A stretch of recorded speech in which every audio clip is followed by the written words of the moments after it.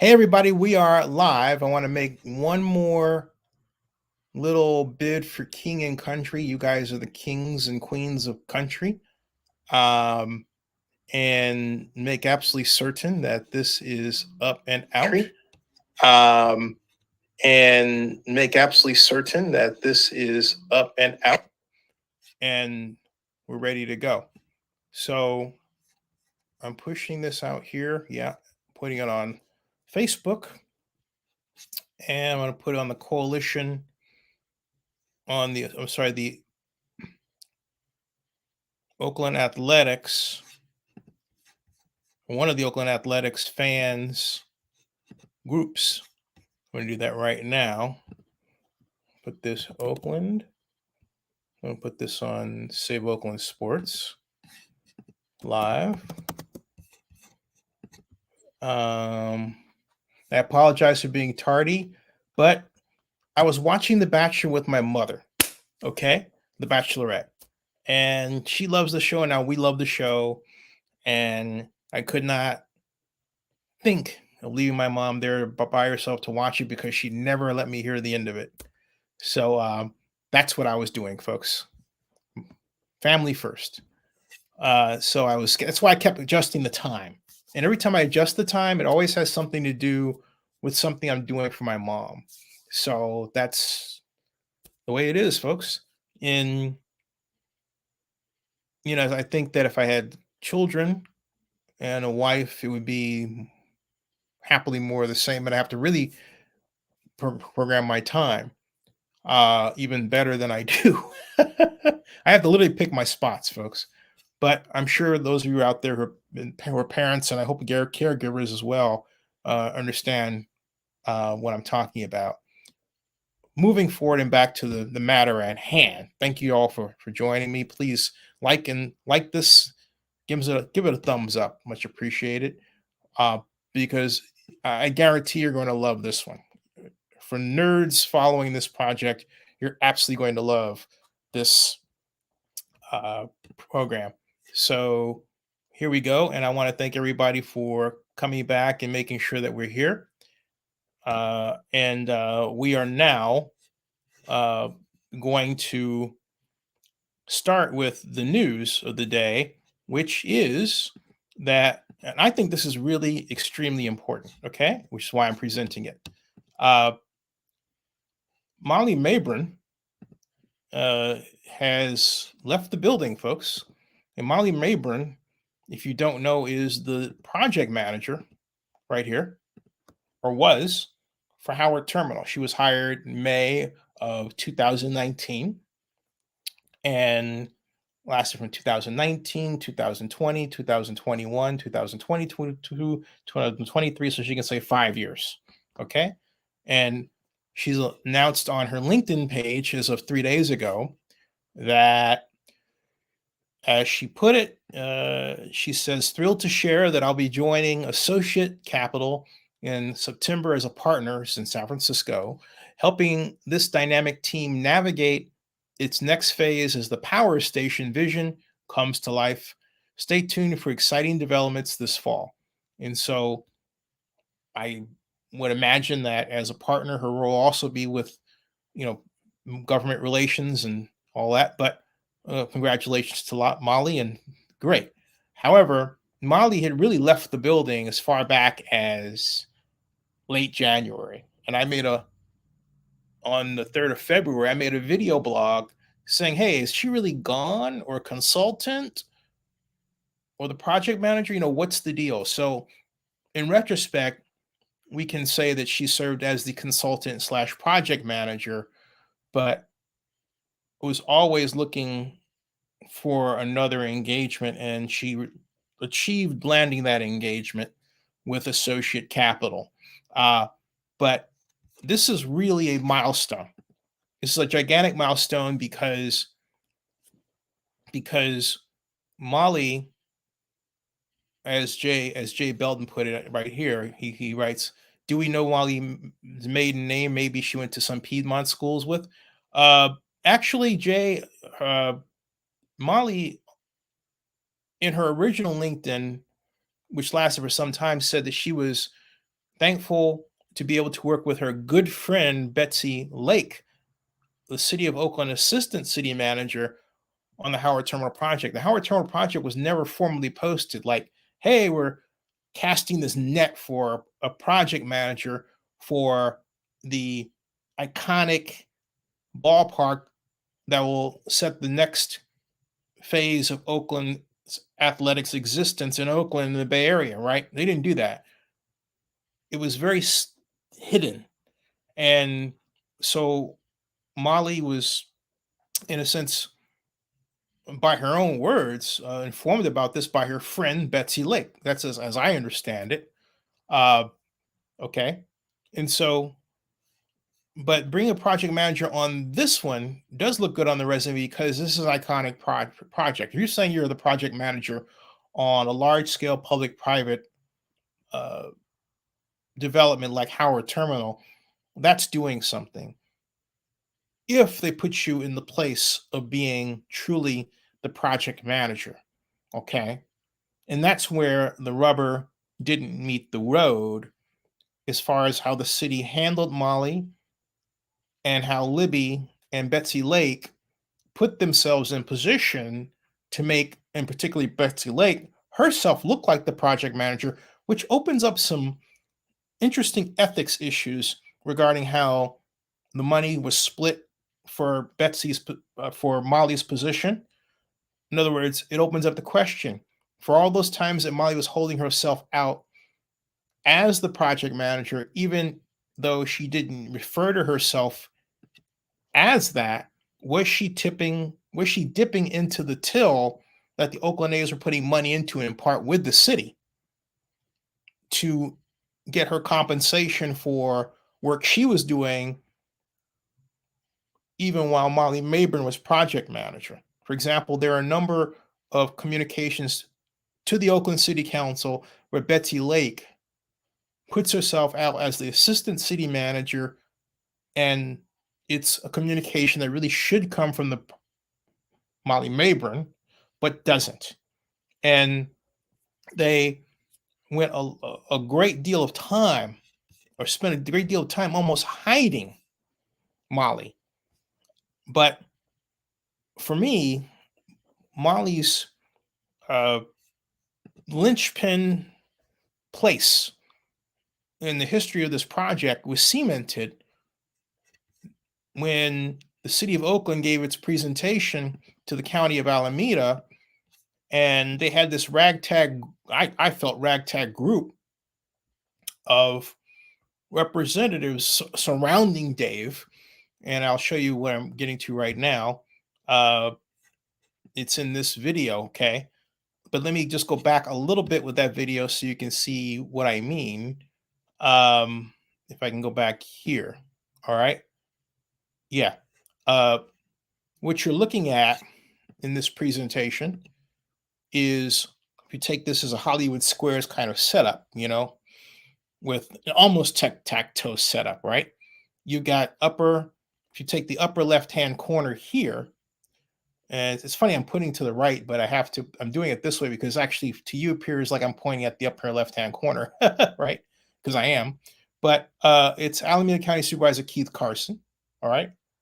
And then here at the 12 o'clock is Jim Wonderman of the Bay Area Council.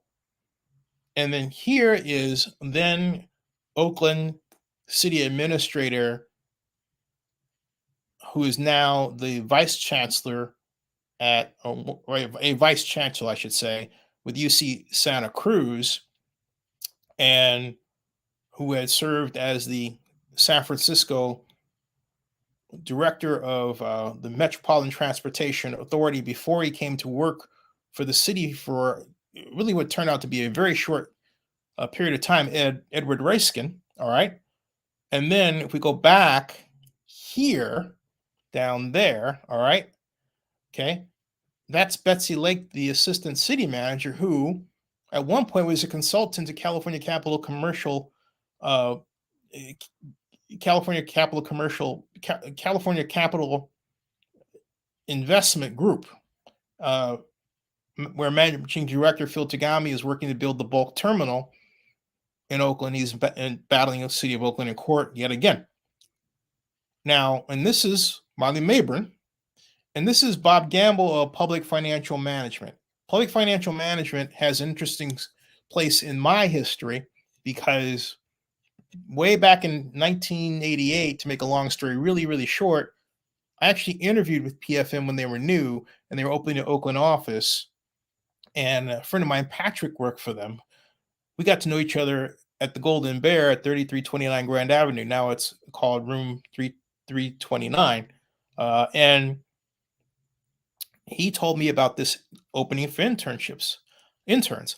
I was fresh off my internship with the city of Oakland, where I built the area redevelopment economic model, where I worked on the Coliseum redevelopment survey area, put together all the data that established it. The city council approved it in 1988. Had a lot of, as they say, feathers, or in my cap, as they put it, or stickers on my helmet, as they would say now, right? So PFM, I thought, great interview I had, shooing for the job. I walked out and something in me, just a tingle, asked this question: why is this woman wearing this impossibly short skirt in that office as if she's waiting? I thought, oh no, is she interviewing for the job that I just interviewed for? So the very next day I saw Patrick at the Golden Bear and he told me, yeah. I said, did you? And he said, yeah, we hired the lady with the legs. All right. Okay. I was steaming, folks. PFM does not have a great track record of hiring anybody black to represent it in California, the West Coast, at all. At all. This goes back a long, long way. So I've always had a big issue with PFM.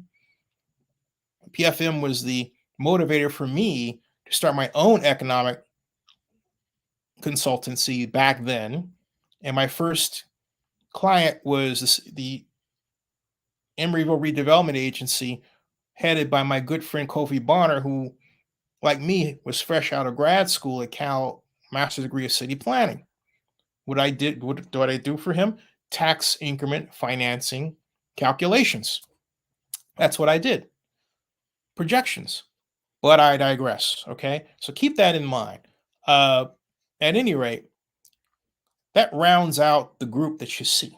Okay, it's Molly's turn to speak, and I'm going to do nothing more for this point than let this run. I'm going to move this forward just a little bit. I'm going to let this run right now so you can hear it. There. So at the city, want to keep the A's in Oakland. But no, I understand that. All I'm saying is, would you be asking us to do this if it weren't related to the A's? Yes or no? If there were an opportunity, yes. If there were an opportunity to redevelop this site for a mixed-use project that connected, had the same opportunities to connect the downtown to the waterfront and regional benefits, yes. You would be coming to the county to say, let's do that if it weren't for the A's issue. That would be shocking. Okay. Let me explain. That was the late Wilma Chan asking that question. I'm the County Board of Supervisors. I went a little bit ahead of where I should have, but I believe Molly is about to come up here. Yeah. So I will just let that run. But that's, rest in peace. Molly, to set the stage, you'll find out what my point here is. This is one of the things that we lost with the repeal of redevelopment is the ability to actually work together and capitalize on these using but-for taxes to build out infrastructure that allows redevelopment to occur that benefits all. No, I understand. I understand redevelopment. I understand the dismantling of redevelopment. And I'm sorry. I just like to be honest with the public. I think it would be very unusual that you would come to us to do this if it weren't for the A's. And these different people at the table. That doesn't mean I won't, I'm not open to it or whatever, but I feel like we really have to be more transparent about this. Certainly this opportunity is related to keeping the A's. Supervisor Valier. Ms. Lake, following up on the scenario that my colleague just described, let me give you a similar scenario. Tesla decides to move to Texas, and they've been talking about doing that. In the event that would happen, your example would open up the opportunity for Fremont to come to the Board of Supervisors and say, we have a big player that's leaving town and we want to save and do something. And we want the county to be a partner in that scenario. Mm-hmm. In essence, you're opening up the door for every city in the county to use your example that will benefit their respective cities. I just want to point out something, folks, real quick. That's Richard Valle.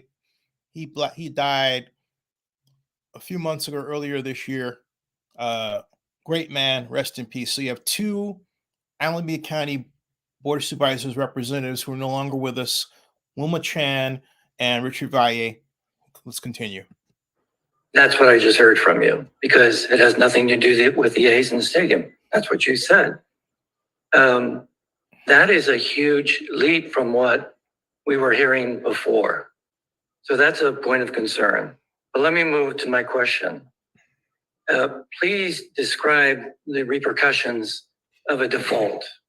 If one occurred, paying particular attention to any part of this project, what would be the liability to Alameda County? Thank you for that question. And I would like to have Molly go through the presentation because it relates to the proposed structure and can be best answered in that context.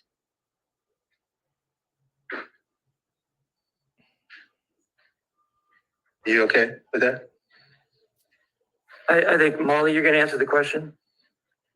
Yes. If you're about to get into the presentation part in your answering of the question, I just want to make sure we go on record with the other comment, and that's, had it not been for the stadium, would you be creating the financing district?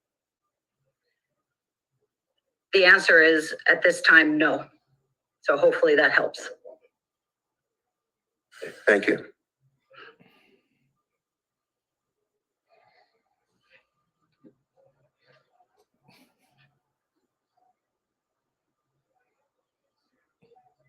All right, Molly, you want to jump in?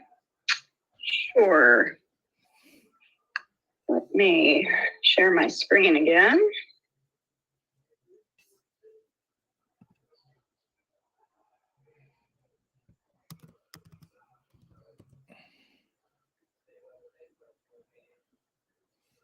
All right, can everyone hear me okay? Yes, we can hear you. Thank you. My name is Molly Maybrun, and I am the City of Oakland's project manager for the Howard Terminal project. I want to thank the supervisors for this opportunity to present. I know the feeling that there's a lot coming at you in a short period of time.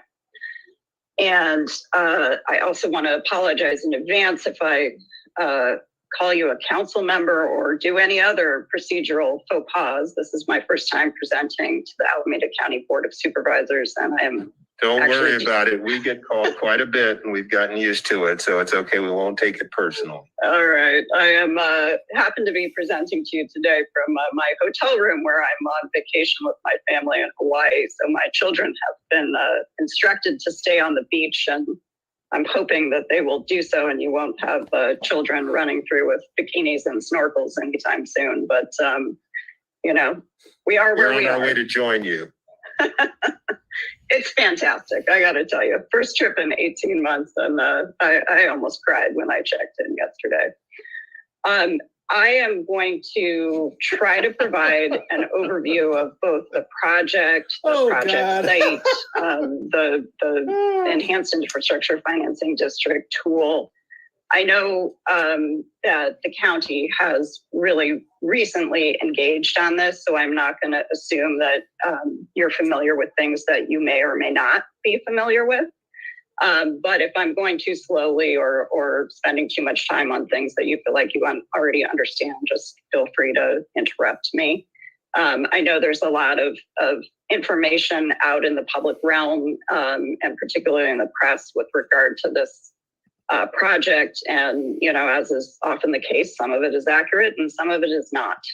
So I will try to to answer all your questions to the best of my ability, and to defer those that I can't answer to our team that's on the call with me. Bob Gamble from PFM has already spoken a bit during this call, and Leo Ma from Century Urban, who's a financial consultant to the city of Oakland, is also on with us. He and his associate, Griselda Blackburn, have done all of the underwriting work for the city in terms of trying to understand the overall economics of the deal, whether or not a public investment is warranted and needed in the project, and then how to structure that public investment in a way that is fiscally responsible and balances the project sponsors' needs to get a market rate of return on the project, as well as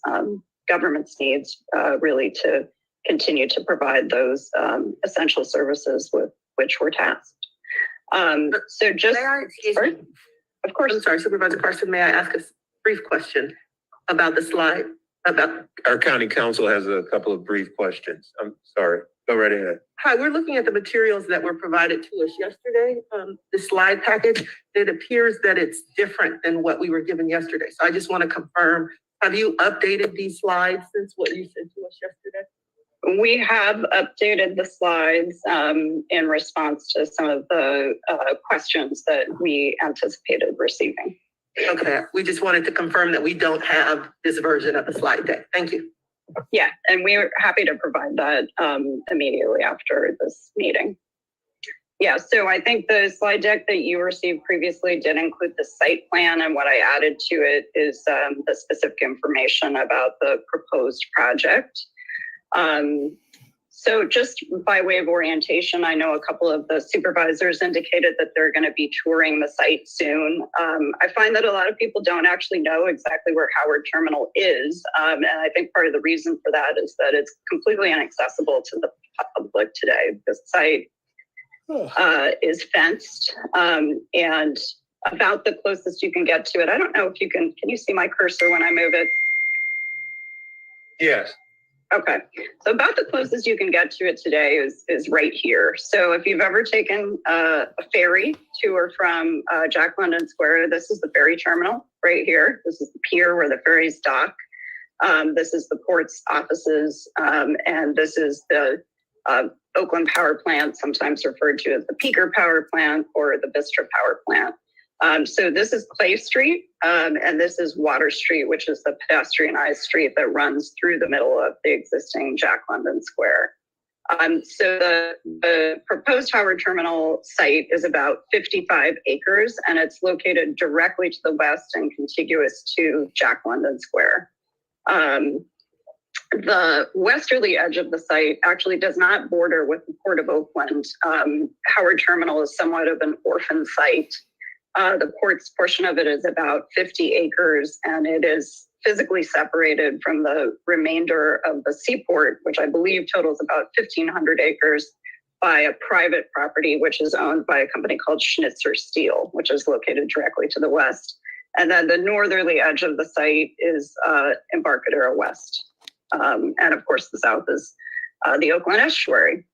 The proposed project would include in the first phase a new facility for the Oakland A's, a new Major League Baseball park. You probably are quite familiar with the Coliseum. It has about 47,000 seats. This new ballpark would be substantially smaller, about 35,000 seats.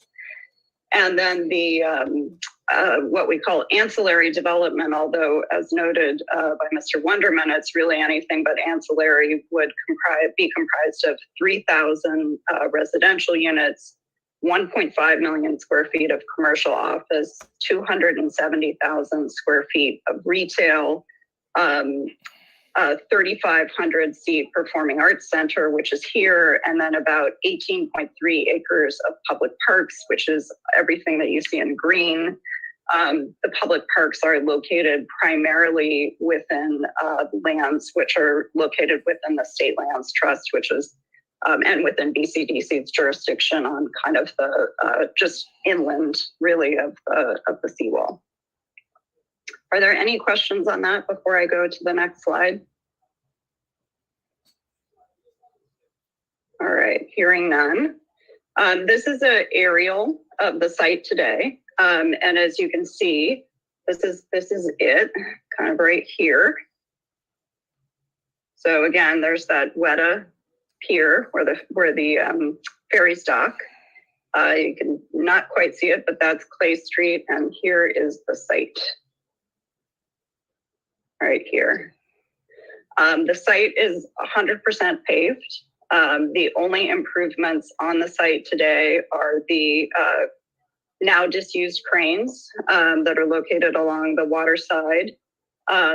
And the assessed value of the site today is about $29.5 million based on the current uses of the site, which generates approximately $50,000 in property taxes to the county each year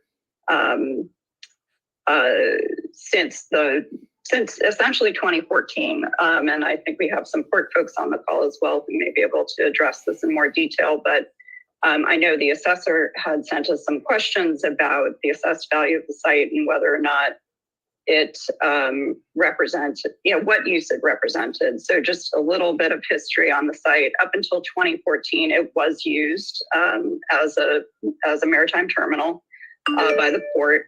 In 2014, that last maritime operator departed, and the port did spend several years trying to replace that operator. But the issue with this site, there are a couple primary issues, as I've been informed by my colleagues at the port. One, the water is too shallow for the new larger boats, and two, the backlands are too small. So as I mentioned previously, and you can see it a bit in this picture, this site is physically disconnected from the rest of the port, which is over here by Schnitzer Steel, a private property, which is in between. So the current use of the site is pretty visible from this photograph. It has a variety of what are called ancillary maritime uses on it, but the primary use is short-term truck parking. And that obviously does not drive a particularly high assessed value or a lot of revenues to either the city or county. So This is the question. Go ahead. Molly, Sorry. before you continue, Sure. as Supervisor Okay. Miley, 'cause I'm pretty familiar with the port area and Jack London, having lived in this city for more than 40 years and been down there any number of times. So my question is, with the waterfront stadium development, how are you mitigating the environmental issues of traffic, the adjacency to Schnitzer Steel, the railroad going through Jack London? I mean, there are many, many issues. I'm trying to get a sense of how that's being addressed. Yeah, in many ways. So I think this is the primary challenge of this site, and one that we take really seriously and have been grappling with and working actively with our colleagues at the port, who were with the city is acting as lead agency for purposes of CEQA, and the port is a responsible agency.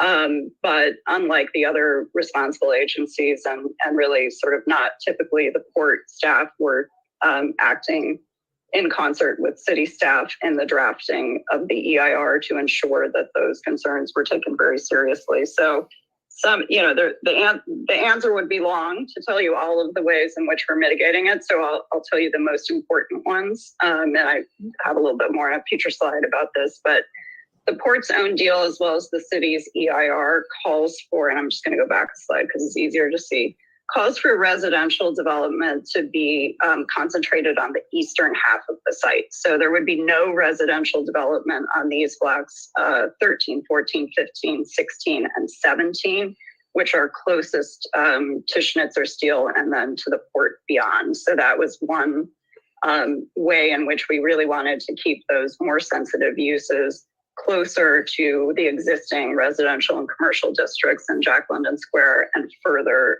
from the port and Schnitzer Steel. In terms of other important mitigations to be aware of, a big part of the reason that this project requires a lot of public investment is that we really took seriously the need to provide safe connections across the railroad tracks for people on foot, people on bikes, people on scooters, and people in cars. And that's expensive. That involves grade separation. Grade separation is the gold standard in terms of rail safety.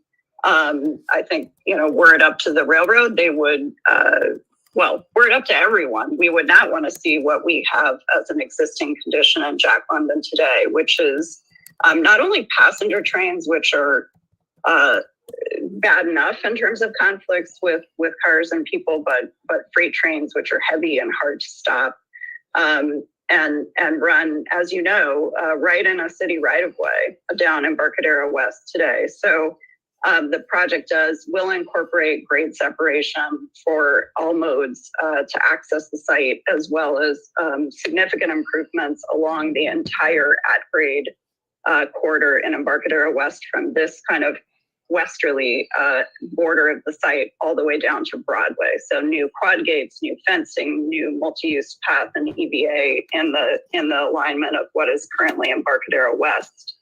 And then lastly, a lot of work with the port in particular about how to make sure that we minimize conflicts between traffic that's accessing the ballpark on game days and traffic that's accessing the port.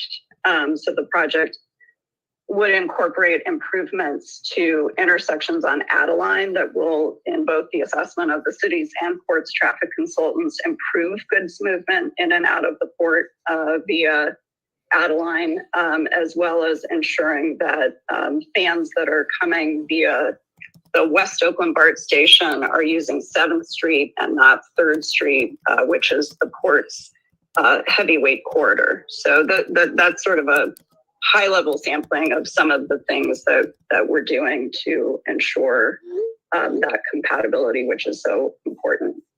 I think Supervisor Mai has a question just before he asks is, will the city have to establish 2 different infrastructure finance districts in order to accomplish this? Or can they do it in just one infrastructure finance district?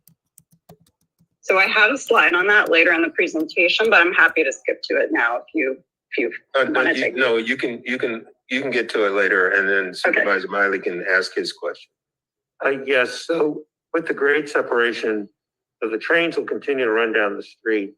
So are you anticipating that there'll be pedestrian overpasses as well as vehicular overpasses on certain roadways? Correct. So there would be, the project calls for a new... I just want to freeze that right here, because the simple fact that Molly felt it necessary to make 2 maps of enhanced infrastructure financing districts means that they didn't understand the legislation. The legislation says that you can use the tax increment from the one district to pay for a myriad number of projects deemed of countywide significance off-site. So you don't have to have 2. Just want to put that in. And they didn't calculate that out.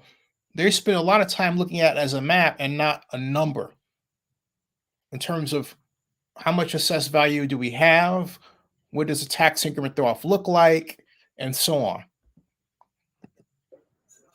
Transit facility, which would serve shuttle buses and the AC transit buses, which would be up here on 2nd Street. That would be the primary point of arrival.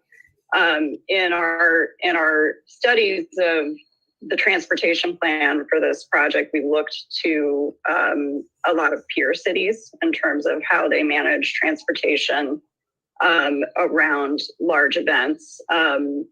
And one of the key things that we found was that separation of the modes is really key. Trying to have, buses, trucks, people, bikes, all using the same corridors just doesn't work. It leads to frustration by everyone. And then you throw Uber and Lyft into the mix and you have potential chaos. So what we have called out in our transportation plan is different corridors for different uses. So Market Street would be the primary vehicular point of entry and would have a vehicular grade separation. On 2nd Street here, we would have a multimodal transit facility, which would be the primary point of arrival for buses and shuttles taking people who don't want to walk to the BART stations. And they would be able to get directly from that bus drop-off point to this little doohickey you see here. It's not obvious, but that's a pedestrian and bike overcrossing. So there would be direct access from BART via shuttles to 2nd Street, and then a grade separated crossing for people to get them safely onto the site. Then just 2 other questions on, I think, the environmental issues for a moment. So with 3,000 residential units, 1.5 million square feet of commercial office space, 270,000 square feet of ground floor retail, that's a lot of people. So what you're proposing will accommodate all of that activity. Yes, so it's different demands on the system, right? You know, because of your involvement with the Coliseum, that there are unique challenges to these types of event centers, because you're trying to move a large number of people in a really compact window of time. The EIR looks both at those event impacts as well as just the day-to-day, which will occur more slowly as the project, builds out over a decade or two. Accumulation of new trips of all kinds. But what's unique about this project is we have the ballpark in phase 1. And so the infrastructure ends up being really front loaded, because all of the infrastructure, for the most part, 90% of the infrastructure that's needed to accommodate all of those ancillary development uses that you just mentioned is needed sooner to accommodate the ballpark. And it's one of the things that makes the infrastructure so challenging, is that it's really all needed quite soon to serve the ballpark, but it would also serve all of that ancillary development. It just gets built sooner than it would have if you were building the ancillary development in a phased manner. Okay, my last question on environmental piece is, so if parcels 17, 13, 14, 15, et cetera, all those, if that's serving as a buffer, and the residential is around, I guess, 6, 5. Folks, the reason I'm playing this, I'm allowing this to play, for those of you sticking around, is because it has important information that has gotten lost, okay, in the current discussion about what this project's about. So this is a good primer for people who may have forgotten things. And also a good primer in what she is going to miss later. Let's get to that. This is not, I'm going to have to play the entire length of it, but let's continue because this is long. 6, 4, that area? Yeah. So is that a sufficient buffer for noise or odors or other types of impediments that might affect the quality of life for people who are living in those residential facilities? Because, I know I'm on the Bay Area Quality Management District. And once again, I've just seen a lot of issues arise as a result of residential areas not adjacent to near industrial uses that have historically been industrial uses, but through, I say, poor land use planning, residential has been allowed to develop. Mm-hmm. Yeah, I mean, that buffer was initially established by the court itself in their 2019 exclusive negotiating term sheet agreement with the A's, but it was studied and found to be an effective intervention in the EIR. That EIR obviously is in draft form, and we're reviewing public comments to it now. So things can always change between drafts and final, as well they should. That's why we publish them in draft. But I think that we believe it is appropriate and effective. I would also say, for example, Phoenix Lofts, which some of you may be familiar with, is located kind of under my little text bubble here. which is a residential project. And there's lots of other residential throughout Jack London Square. I don't think someone who's seeking quiet is probably going to choose to live adjacent to railroad tracks. So I think that there are going to be certain expectations and lifestyle choices of residents who are going to choose to live next to a ballpark with 81 events a year and railroad tracks. And that might not be your cup of tea or my cup of tea, but it's some people's cup of tea. Okay. And then finally, Molly, I said my last question is final. I just want to make sure. Do you have an indication of how many fatalities and or injuries have occurred along that corridor, like under present conditions? Because I know, just maybe a year or two ago, one of the performers going to Yoshi's was struck crossing railroad tracks. Do you have a sense of that on that corridor at the moment? I do, but I don't want to give you the wrong numbers because I would be going from memory. Can we follow up with you on that in writing? It is in the EIR, and there is a high degree of concern about the existing conditions from UPRR and Capitol Corridor. Right, because we're constantly hearing of not just that corridor, but other places where there's this interface between young people, adults, others crossing railroad tracks and ending up unfortunately losing their lives. With the best of intentions of trying to prevent that, it still occurs.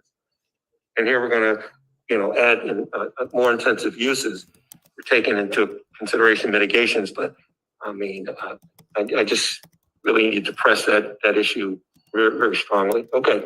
And I'm asking that any of the members of the board that ask questions, and there's going to be a written response to that is shared with all of the board members as well as administration or any of the presenters. Supervisor Aye. Molly, forgive me, I had to step out, but did you answer the question that was punted to you about the repercussions of a default? I did not get there yet, but I promised to.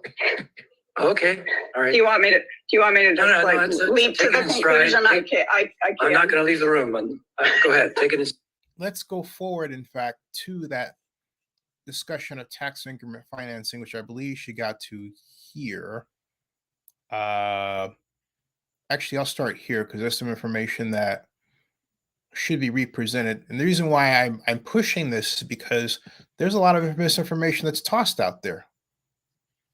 That is needed to support the project and to really provide a connection between existing neighborhoods in West Oakland and Chinatown and Old Oakland and downtown, and really bring Go back here. Things I think would be.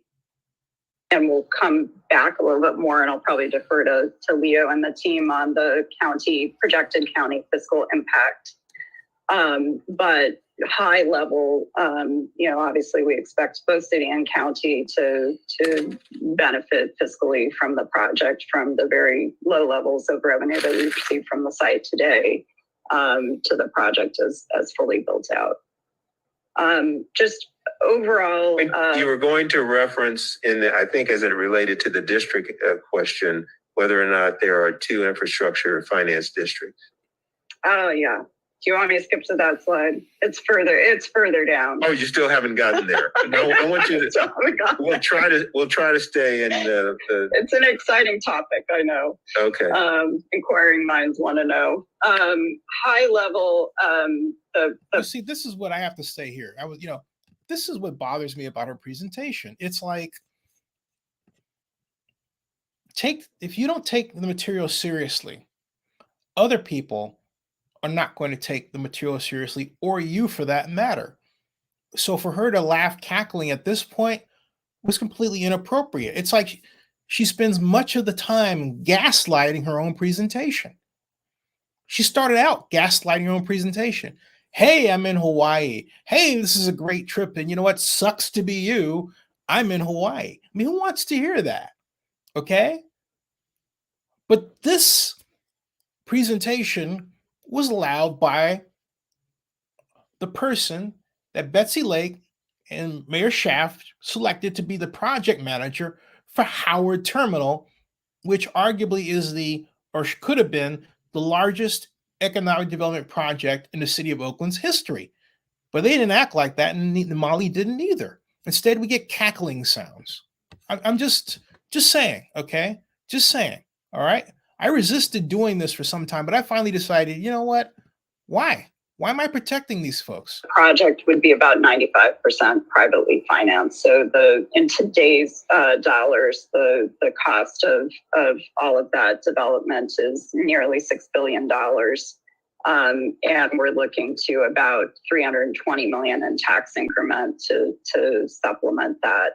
And that would go, as Supervisor Chan previously noted, primarily to, or exclusively really to the public elements of the project that under the EIF. Now, she said $320 million in tax increment.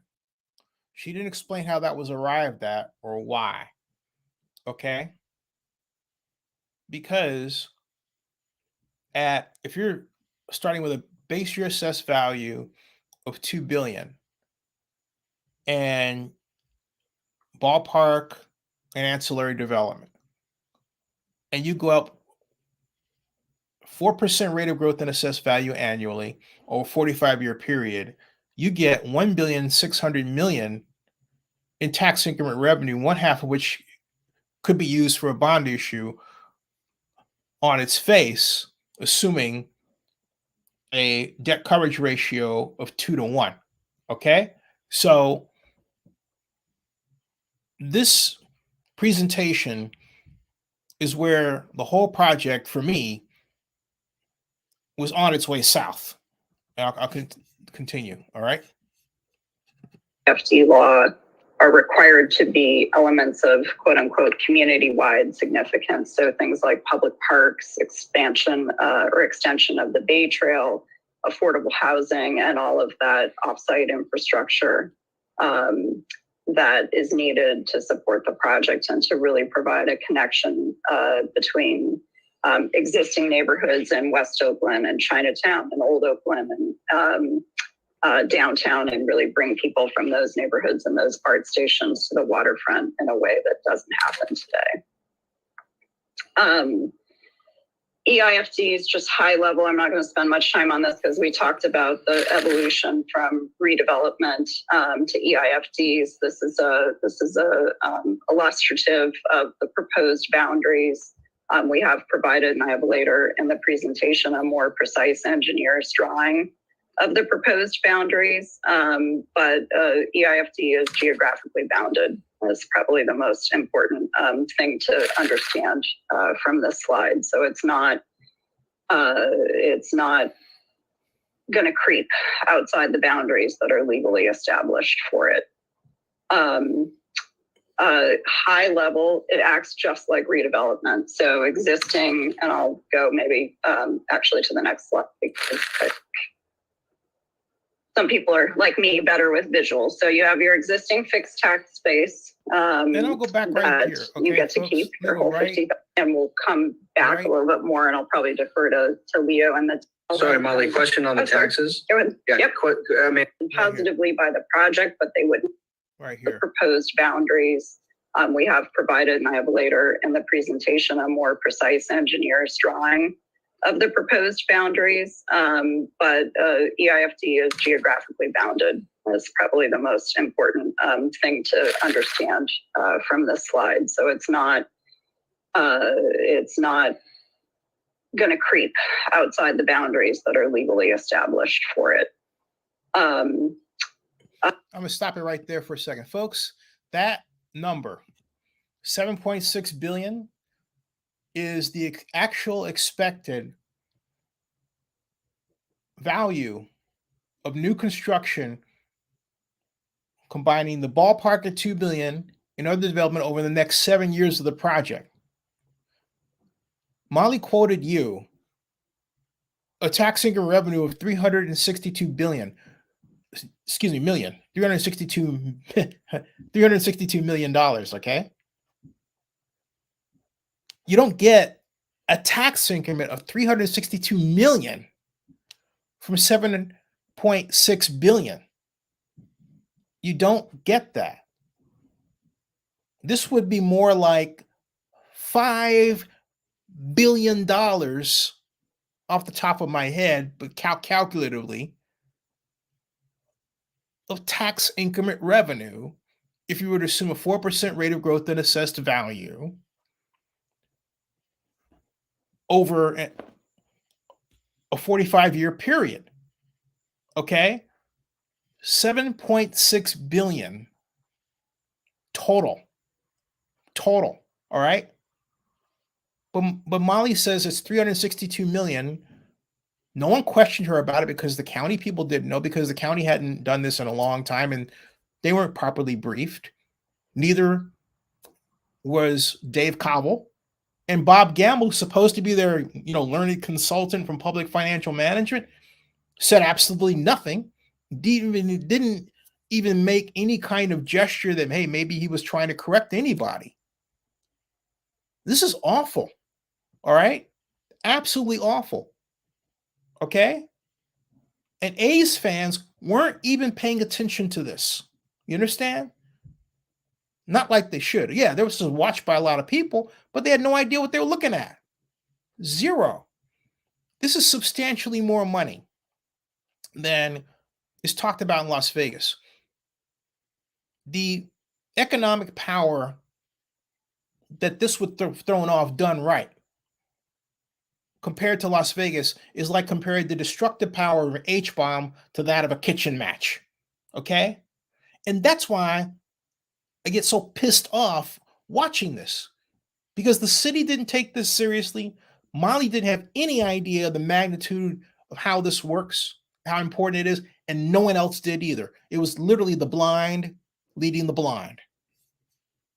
All right. High level, it acts just like redevelopment. So existing, and I'll go maybe actually to the next slide, because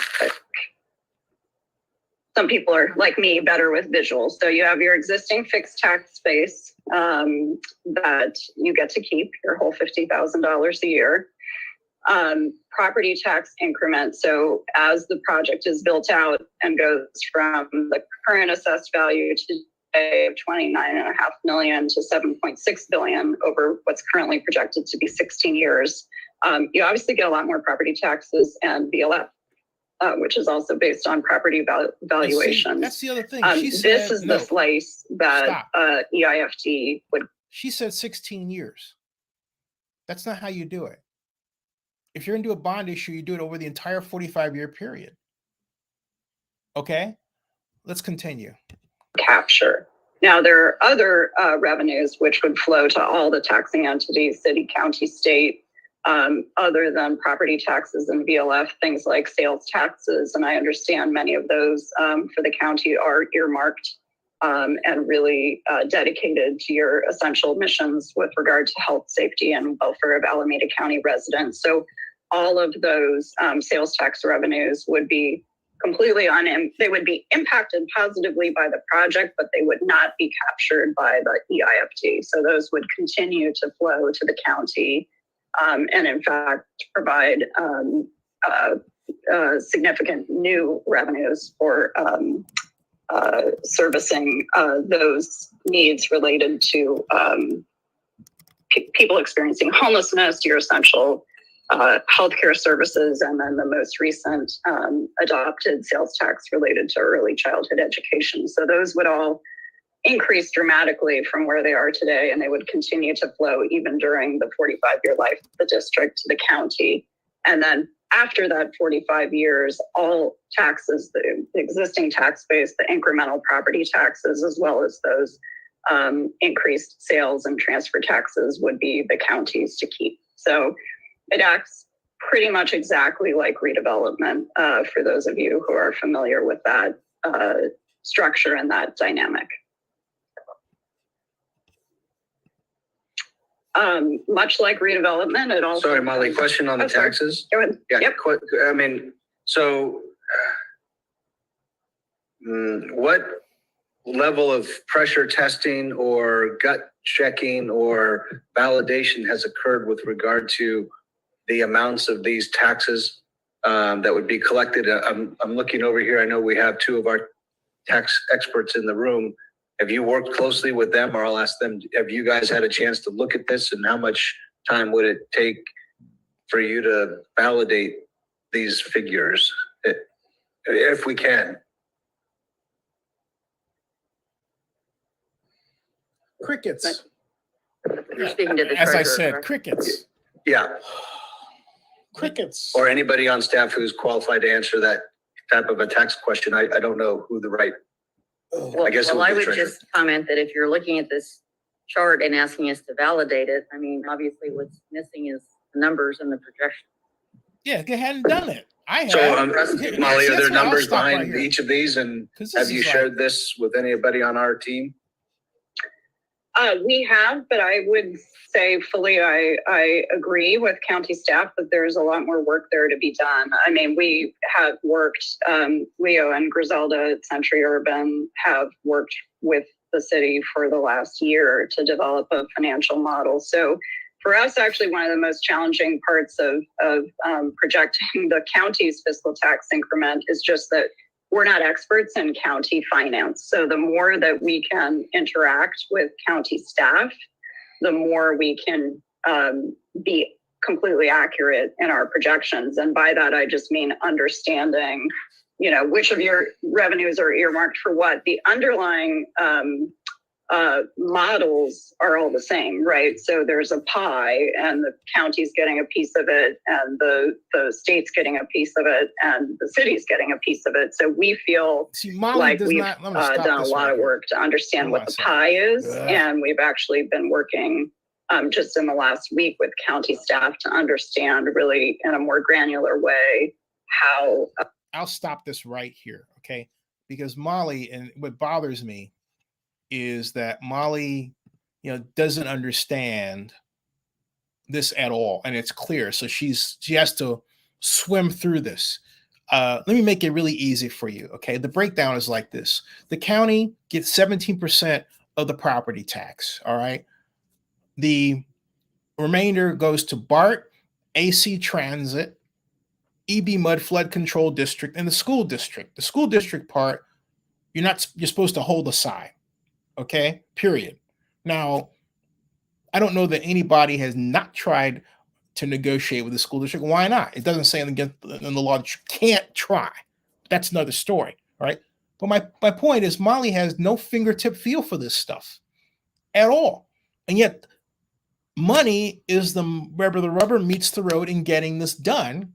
And Dave Cobble had no experience in this to know that what she was saying was right or wrong, in spite of the fact that I'm the person that got them to this point, because I told him in 2017 that you could use tax increment financing, and he said public money wasn't available, and I said it is. Look at SB 628 Beal. He wasn't even aware, Cobble, of the work that Doug Boxer and company, Mike Gilmetti, had done in trying to build Howard Terminal the first time between 2010 and 2014, for anybody who remembers that, okay? So I'm going back over this because there's been a lot of bad information put out by Howard Stutz, among others. Howard is with the Nevada Independent, and his boss, John Ralston, of Ralston Reports. Nothing personal against John, it's professional. They've done an awful job, okay? Crappy, okay? So, and yet people quote them. And Chris DeBenedetti, who I've known for a long time, who came to my house in 2007 and interviewed me about the Raiders financing issue, among other things, and then served in 2009 as the chair of the Sports Entertainment Committee for then Oakland Mayor Ron Dellums. I was on it, all right, and then I quit because Dellums was treating the mayor, rest in peace, was not treating us right. What Mayor Dellums was doing is he was literally playing one group. The chamber had a group on the ballpark. We had the group that was where we were serving at the behest of Mayor Dellums, And then Doug Boxer had his own group. All right. It seemed like everybody had a group. But I said to the mayor one day, well, just bring us all together in one room. And I said to Chris the same thing. And Chris would not echo that idea. He knew I was right. He would say I was right privately, but publicly, he would sit back there and quite literally let us be treated inappropriately. So I quit. And I made my resignation public. I wrote about it at sfgate.com at the time because I was tired of how everybody in Oakland is so wanting to have something happen, in this case, a ballpark, but we don't work together. We quite literally step on each other and there's no leader. So I was saying to the mayor, hey, look, bring us together. Mayor didn't do that. But eventually it came to his real pet people, Mike Gilmetti and Doug Boxer. He gave them his blessing. But he also decided he wasn't going to run for mayor in 2010. Remember, this group was in 2009. And then Mayor Kwan came in and gave her blessing with them. But ultimately, because of a group of people who are very environmentally concerned and aware, led by Vivian Kahn, who's a landscape architect, a friend of mine who lived in the area, the first version of Howard Terminal got completely destroyed in terms of its progress by that group. This was the second try, the second go at Howard Terminal, except that Dave didn't know the history of the first one. He didn't even know about the tax increment financing projections that were done by Gruen and Gruen in 2010 for the whole of Jack London. I gave him that study after our phone conversation again on the 4th of April of 2017 at 4 o'clock in the afternoon. The reason why I'm going through all of this, folks, is because this is the anatomy of failure that I presented to you. All right. Not taking your project seriously, not having your numerical ducks in a row, presenting before a county that has a lot of pointed questions, not having an alternative if the county says no. There is nothing in the law that says that they have to have the county in use. You want them there for good government relations and everything else. So if that's the case, it's incumbent upon you to make sure that you have a package that says to the county, hey, look, we can help you finance projects A, B, C, and D. And that's going to be in our infrastructure financing plan. You did not hear Ms. Maybrun once talk about an infrastructure financing plan or a public financing authority, which we would have or should have been about the point of finishing in its creation by the time she gave that presentation. All right. Ultimately, after that, they started discussing seats on that, but nothing was done. All right. It was at this point that the conversation shifted from, hey, what's the next steps here regarding these infrastructure financing districts, to all of a sudden, all right, as we went into from 2021, late 2021 in November, it stopped in its tracks. And then the whole grants conversation came up. And so they were quite literally replacing the power of tax increment financing with these minuscule little grants by comparison. Oh, I've got 14 million here, 27 million there, 300 million here. Get those grants anyway for specific parts of the project, but build your tax increment financing zone, establish your public financing authority, all right, and continue on. The city didn't do it. All of this was largely, in retrospect, for a political show, because the city didn't develop this in a way where there was a long-term project manager. If the city were serious about this, Miley Maybrun would still have that job. All right. Or they would say, you know what, we want to reconstitute this and really establish the infrastructure financing plan, write it, finance it, and then get the boundaries built so we can begin to collect property tax revenue so we can use part of that for staff money. But the city, once again, for the umpteenth time, in all of the years going back to 2015 that the son of redevelopment has been alive has dropped the ball and not done it. That has harmed small businesses. That has harmed residents who need the help in terms of paying their rents. That has harmed the ability of developers, large-scale developers, to get the assistance and backing they need to build projects that build Oakland's economy. It's been disgusting all the way around, and you're seeing the meat of how this, you're seeing how this sausage worked, and not a good way. You had a city that was ran for this by people who really didn't understand what they were doing and were so afraid and so new at it, Ms. Maybrun, that they wanted to tell you their insecurities up front. They wanted to come off being self-effacing, which backfired. They weren't prepared. And on top of that, unlike a good group where your bench players are ready to come with the necessary tools for you to fix your car in the pit and put it right back on the raceway, they just let the car sit there, Molly, and sputter. You heard it how many times, okay? How many times, all right? So this is it, folks. This is where the city failed. It was after this meeting, on the 20th of November of 2021, that I said that the A's were leaving. The commissioner of baseball had said on the 27th of March of the same year that they were going on parallel paths. I didn't believe that was going to last long at all. It didn't. You're seeing the anatomy of failure. Okay?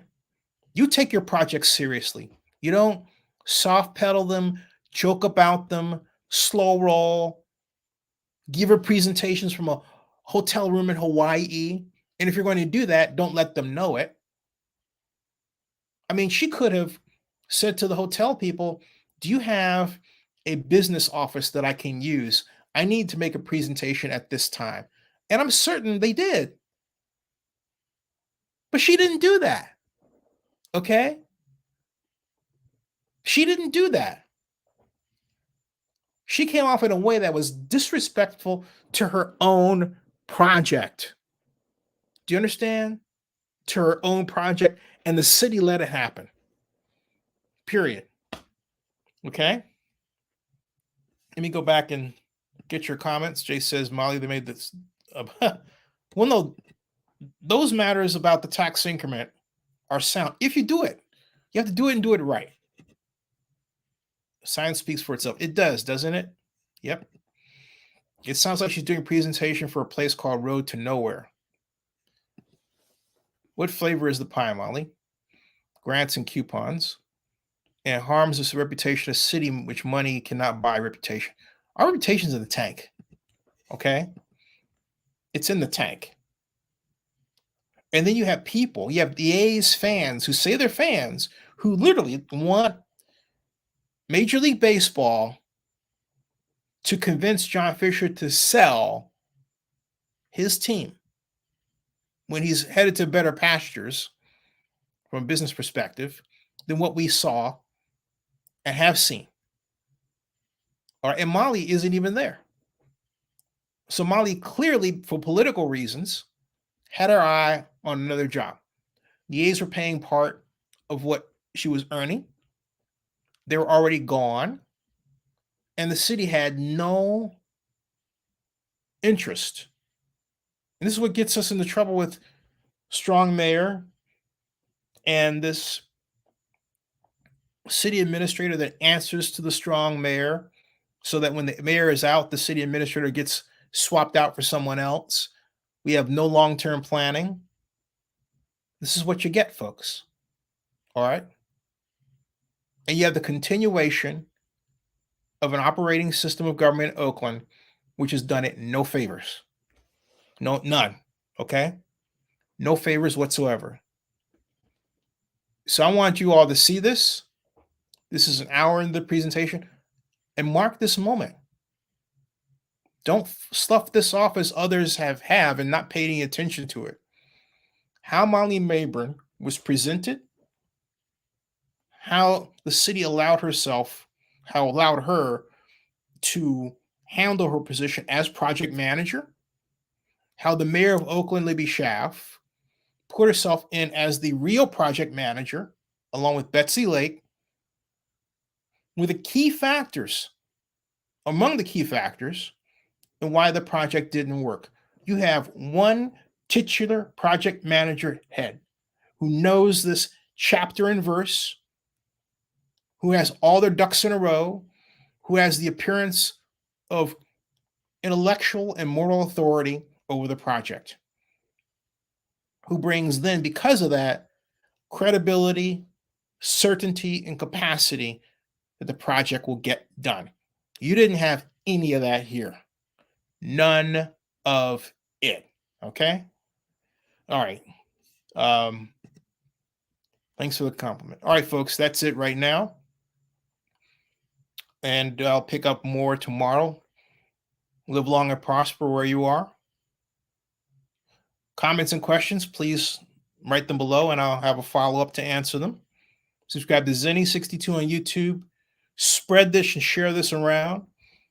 If there's a segment you want broken out as its own separate video, let me know. And again, please subscribe to Zenny62 on YouTube and bookmark Oakland News Now block done. Okay. Thanks a lot. That ends this broadcast.